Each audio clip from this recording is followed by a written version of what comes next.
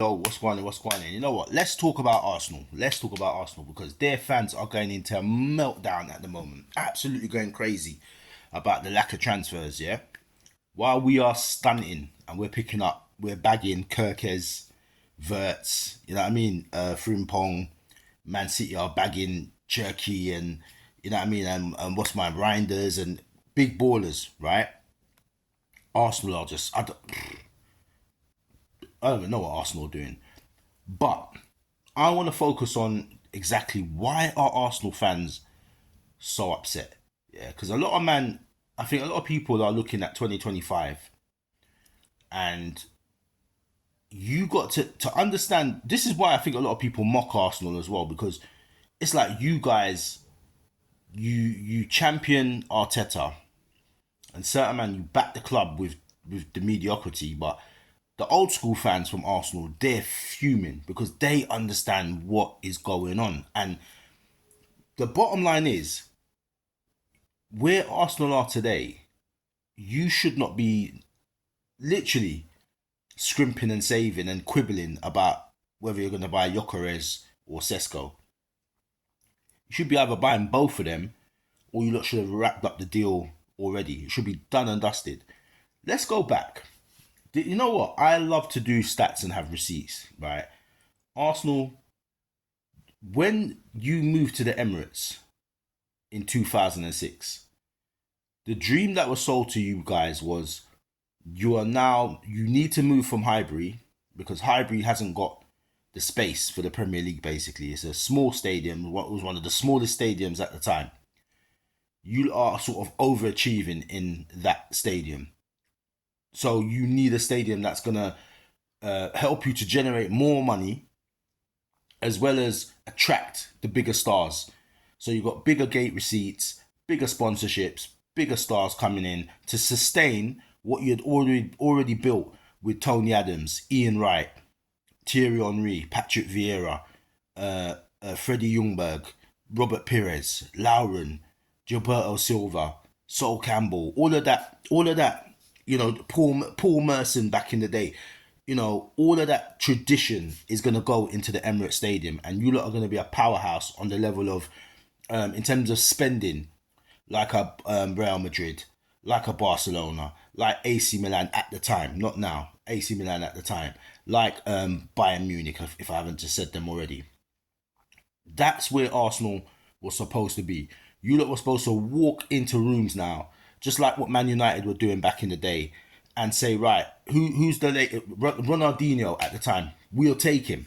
We'll take him. We got the money. We got the stadium. We got the prestige. We'll take him, right? That is the level that you lot were supposed to be at now.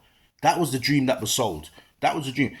And then on top of that, your season tickets went up. Your average, your daily, your Saturday tickets for each match, each Premier League went up. You lot were the highest in the country at one stage, right? This was sold to you that this needed to happen to pay for the stadium. Then Arsene Wenger was the messaging that was coming out from him, because you lot was complaining you weren't getting the ballers that you wanted, the big ballers that you wanted. It was being sold again that you got to pay for the stadium, so there's going to be a little bit of pain at the beginning. The prices have gone up, a little bit of pain, but over time it's gonna sort itself out. That's what you were told, right? Arsene Wenger kept getting you into the Champions League no matter what. You weren't winning titles now, kept getting you into the Champions League, and that was almost ticking things over. It's paying for the stadium, ticking you guys over. The football was still good. You still had players like Van Persie, Santi Cazorla, you know what I mean? Fabregas. You lot were still having ballers. Then now we get to the mid tens, and you've gone 10 years without a title now. You're not even really challenging. You're starting to see the decline in the players. Now you're getting like El Neni and all these kind of man. You got Aaron Ramsey. You're getting ballers, but not of the level of what you had before. But you get told now it's a project. Then you lot hounded out Arsene Wenger. You get rid of Wenger because you wanted something fresh. You get Unai Emery, and That wasn't, you weren't happy with, you lot got washed in the Europa League final. That happens. You now get Arteta. You win the FA Cup during COVID. He says trust the process. You lot go with the process. 20 years on now from moving to the Emirates. You haven't seen one league title since then. You haven't even got a title. How can you move to the Emirates and have no title lifts in the stadium? No title lifts. No Champions Leagues. No Europa Leagues. You got 4 FA Cups. So for the 20 years that you've moved to the Emirates, you got 4 FA Cups. You've gone from having man like Ozil and Alexis Sanchez, Henry's, Van Persie's, to, well, the squad you got now. You got Ben White. And this was not the dream you were sold. And now, even in pre-season, you're supposed to be... Manchester City have won 26 trophies in the space of time you lot have been at the Emirates. 26 trophies. I don't need to worry about that count. They've won more than us in that period of time, but they've had heavy investment. You know what I mean? But you were supposed to be doing what Man City are doing. That's what they sold you.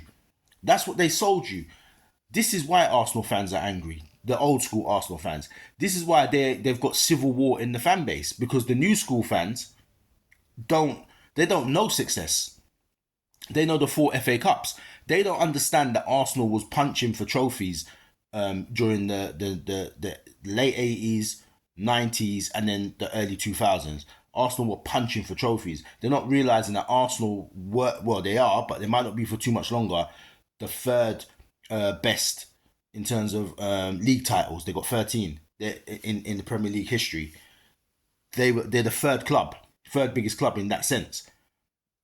Man City are right on them now. Right on them. That's under threat.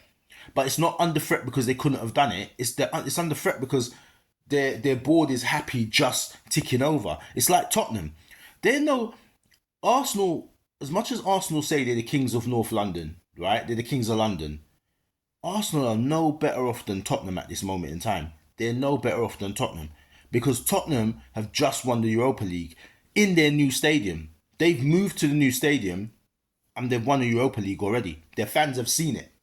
Their new fans have seen it.